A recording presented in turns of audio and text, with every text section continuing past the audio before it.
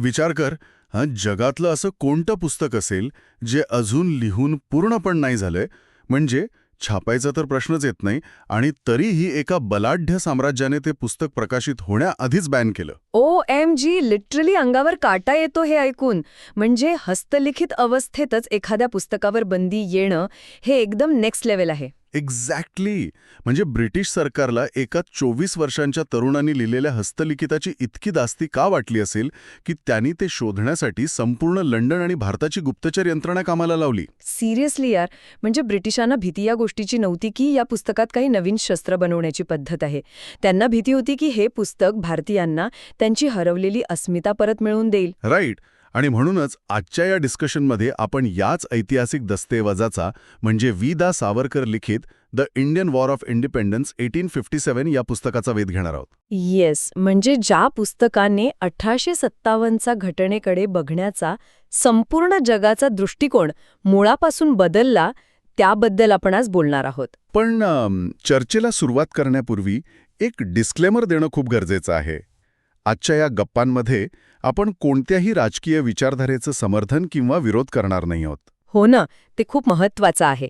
Actually ऐतिहासिक ग्रंथांचं विश्लेषण करताना तटस्थता महत्वाची असते. आपण फक्त पुस्तकात काय पुरावे दिलेत हे बघणार आहोत. राईट. कारण आपल्याला शालेय इतिहासाच्या पुस्तकातून नेहमी असं शिकवलं गेलंय की 1857ची घटना म्हणजे फक्त एक शिपायांचा बंड होता. हो, ते सिपॉय म्युटिनी म्हणून शिकवायचे आपल्याला. पण या पुस्तकाने पहिल्यांदाच हे सिद्ध करण्याचा प्रयत्न केला की तो भारताचा पहिला स्वातंत्र्य समर होता. एक्झॅक्टली. मग सुरुवात आपण त्यास काडतूस थेरीपासून करूया, जी आपल्याला नेहमी सांगितली जाते. म्हणजे वसाहतवादी ब्रिटिशांनी ही कार्ट्रिज थेरी पसरवली ना. हो, ती गायीची आणि डुकराची चरबी लावलेली एनफिल्ड रायफलची काडतुसे, ज्याच्यामुळे सैनिकांच्या धार्मिक भावना दुखावल्या गेल्या. पण यार, ॲक्च्युली मला इथे एक प्रश्न पडतो. नुसत्या काडतुसांमुळे एवढा मोठा उठाव कसा होईल? म्हणजे तुला काय म्हणायचंय? म्हणजे बघ, एखादी 10 मजली इमारत कोसळल्यावर आपण असं म्हणू शकत नाही की त्यातली एक वीट खराब होती म्हणून ती संपूर्ण इमारत पडली. तो पाया आधीपासूनच वीक झालेला असणार. सो रिलेटेबल यार. हे इमारतीचं साधर्म्य एकदम परफेक्ट आहे. सावरकरांनी त्यांच्या पुस्तकात नेमका हाच युक्तिवाद अतिशय प्रभावीपणे मांडलाय. म्हणजे काडतुसांचा मुद्दा हा फक्त एक निमित्त होता.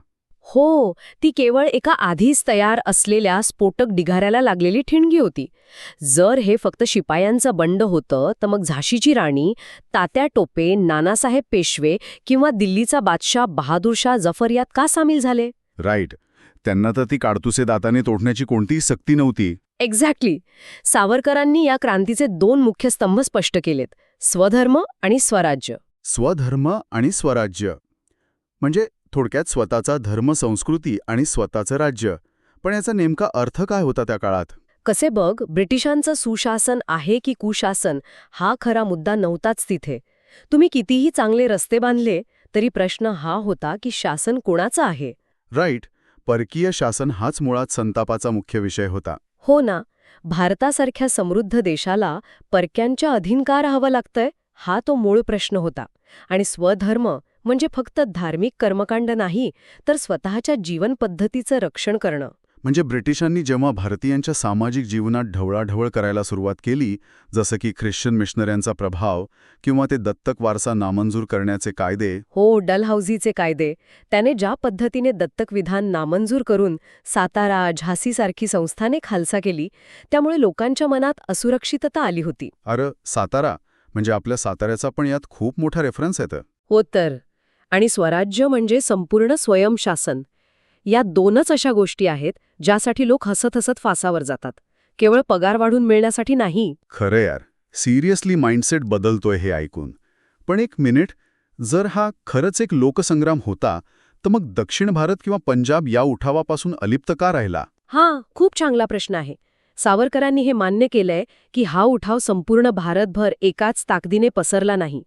पंजाब नुकताच ब्रिटिशांनी जिंकला होता आणि शिखांचा मुघलांशी जुना संघर्ष होता. अच्छा, म्हणजे त्यांना मुघल बादशाला परत सत्तेवर बसवणं मान्य नव्हतं? राईट.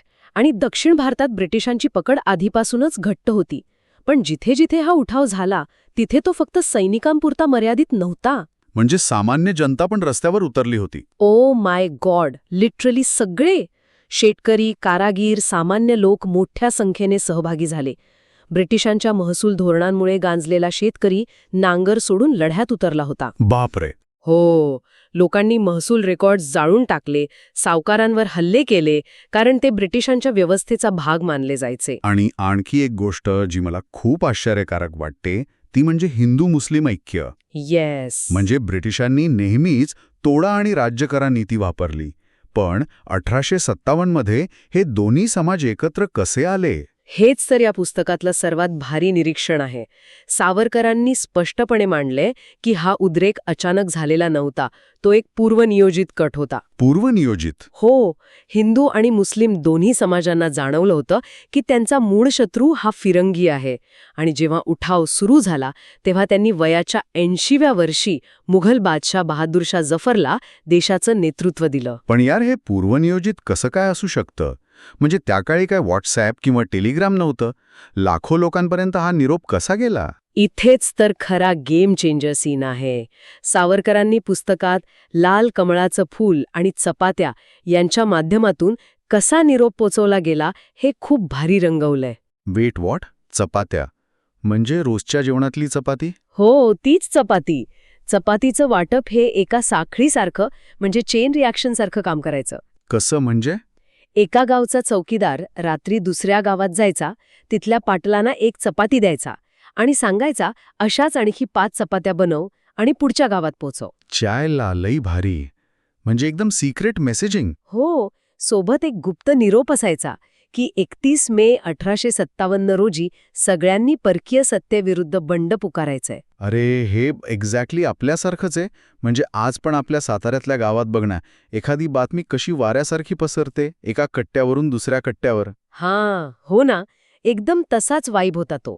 आणि हे सगळं ब्रिटिशांच्या नाकाखाली घडत होतं. आणि ब्रिटिशांना काहीच डाऊट आला नाही? नाही यार, ब्रिटिश अधिकारी डायऱ्यांमध्ये लिहितात की त्यांना रोज सकाळी चपात्या फिरताना दिसायच्या, पण त्यांना वाटायचं की ही एखादी अंधश्रद्धा असेल. त्यांना काहीच कळलं नाही. आणि कमळाचं फूल सैनिकांच्या छावण्यांमध्ये फिरवलं जायचं. ते फूल स्वराज्याचं प्रतीक होतं. हे खरंच एखाद्या स्पाय थ्रिलर मूव्हीसारखं वाटतंय.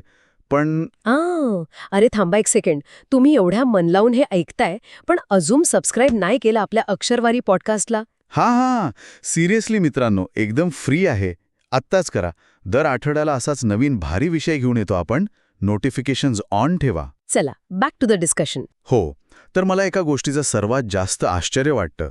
हे सगळं संशोधन सावरकरांनी केलं कसं? ते तेव्हा फक्त 24 वर्षांचे होते ना? हो, ते लंडनमध्ये कायद्याचं शिक्षण घेत होते. म्हणजे विचार कर, जो तरुण लंडनच्या इंडिया हाऊसमध्ये बसलाय तो चक्क ब्रिटिशांच्याच लायब्ररीत जातो आणि त्यांच्याच अधिकाऱ्यांनी लिहिलेल्या डायऱ्या वाचून त्यांच्या विरुद्ध एवढा मोठा इतिहास लिहितो. हेच तर या पुस्तकाचं सगळ्यात थ्रिलिंग ॲस्पेक्ट आहे. सावरकरांना माहीत होतं की ब्रिटिशांनी 1857च्या लढ्याला जाणीवपूर्वक कमी लेखलंय. राईट. म्हणून त्यांनी शत्रूच्याच घरात बसून शत्रूचेच पुरावे वापरून सिद्ध करायचं ठरवलं. त्यांना लंडनच्या इंडिया ऑफिस लायब्ररीमध्ये प्रवेश मिळवण्यासाठी एका ब्रिटिश अधिकाऱ्याची शिफारस लागली होती. आणि तिथे त्यांनी नेमकं काय वाचलं? त्यांनी डलहौसीचे मूळ अहवाल, गुप्त संदेश आणि ब्रिटिश अधिकाऱ्यांच्या वैयक्तिक डायऱ्या वाचल्या. याच डायऱ्यामध्ये लिहिलं होतं की त्यांना गावागावात सामान्य जनतेचा विरोध सहन करावा लागला. म्हणजे न्यायालयात जसं विरोधी पक्षाच्या साक्षीदारालाच अडकवलं जातं तसाच प्रकार.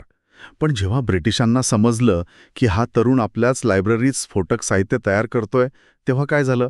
तेव्हा स्कॉटलंड यार्डने, म्हणजे त्यांच्या गुप्तचर यंत्रणेने, हे पुस्तक भारतात आणि इंग्लंडमध्ये कुठेही छापलं जाऊ नये म्हणून छापेखान्यांवर नजर ठेवली. पण तरीही पुस्तक छापलं गेलं ना? हो, ते हॉलंडमध्ये सिक्रेटली छापलं गेलं आणि तिथून भारतात स्मगल केलं गेलं. स्मगल? कस्टम्स आणि चेकिंगमधनं कसं काय पास झालं ते? तिथेच तर डोकं चालवलं त्यांनी.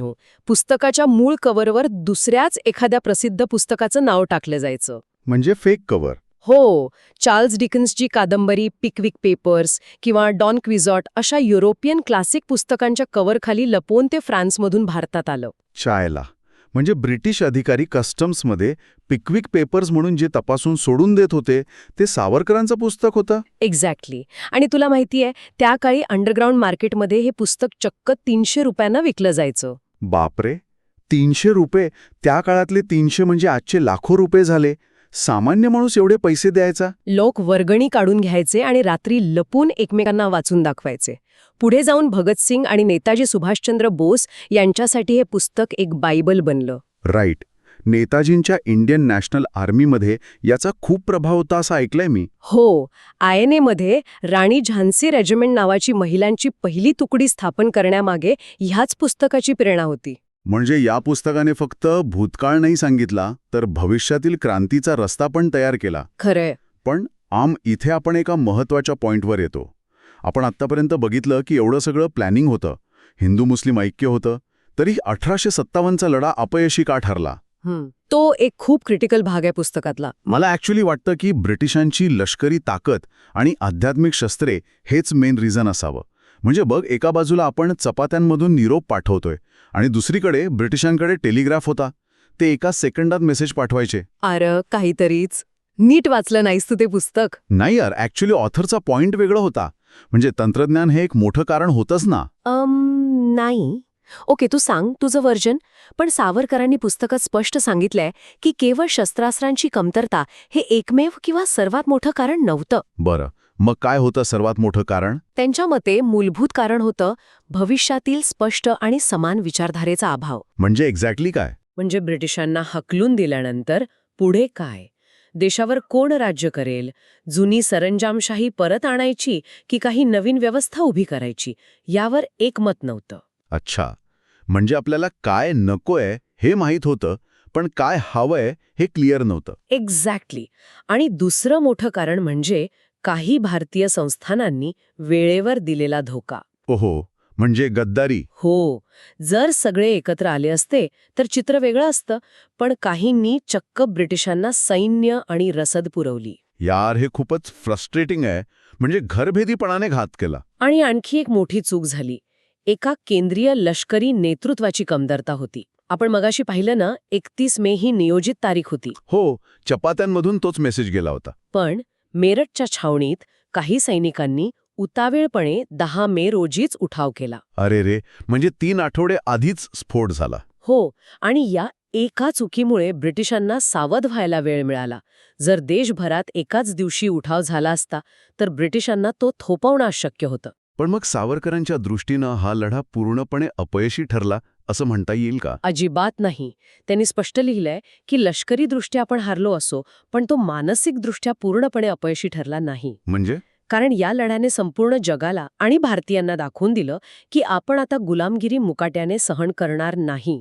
यातूनच भविष्यातल्या स्वातंत्र्य लढ्याचा भक्कम पाया रचला गेला. राईट. म्हणजे 1857ची आग विझली असेल, पण त्याची धग पुढची 9 दशके ब्रिटिशांना जाणवत राहिली. एक्झॅक्टली. आजच्या या डिस्कशनमधनं एक गोष्ट नक्की जाणवते यार. इतिहास हा कधीच फक्त घडलेल्या घटनांचा कोरडा अहवाल नसतो. तो कोणी आणि कुठल्या दृष्टिकोनातून लिहिलाय यावर सगळं अवलंबून असतं. हो ना. ब्रिटिशांनी सोयीसाठी याला फक्त बंड म्हणलं, जेणेकरून जगाला वाटावं की सामान्य जनता खुश आहे. पण बंड आणि स्वातंत्र्यसमर या 2 शब्दांमधला फरक खूप मोठा आहे. अगदी बरोबर. जेव्हा एखादा समाज स्वधर्मासाठी आणि स्वराज्यासाठी एकवटतो तेव्हा त्याला केवळ बंड म्हणणं हा त्या बलिदानाचा अपमान आहे. अरे म्हणूनच मित्रांनो, आज आपण एका वेगळ्याच काळात जगतोय, डिजिटल युगात. आज आपल्याकडे माहितीचा महापूर आहे. हो, लिटरली एका क्लिकवर सगळं मिळतं. सावरकरांनी शत्रूच्याच लायब्ररीत बसून शत्रूचेच पुरावे वापरून सत्य शोधून काढलं. पण आज आपण आपल्याकडच्या माहितीचा वापर कशासाठी करतोय? राईट. म्हणजे आपण फक्त कन्फर्मेशन बायसमुळे आपल्याला जे आवडतंय तेच शोधतोय का? एक्झॅक्टली. 1857मध्ये माहिती नसताना लोक सत्यासाठी एकत्र आले. आज सगळी माहिती हातात असताना आपण सत्तेच्या किती जवळ आहोत यावर नक्की विचार करा.